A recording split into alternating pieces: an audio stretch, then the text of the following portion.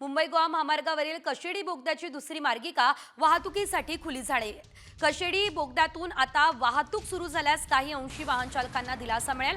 महामार्गाचं चौपदरीकरणाचं काम अद्यापही अपूर्ण आहे, मात्र एकंदरीत आपण जर बघितलं तर दुसरी लेन खुली झाल्यानं आता कोकणवासियांना दिलासा म्हणावा लागेल।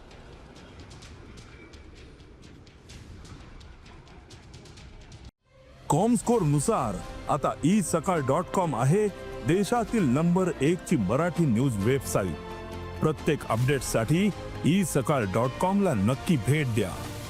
मुंबई गोवा महामार्गावरील कशेडी बोगद्याची दुसरी मार्गिका वाहतुकीसाठी खुली झाली।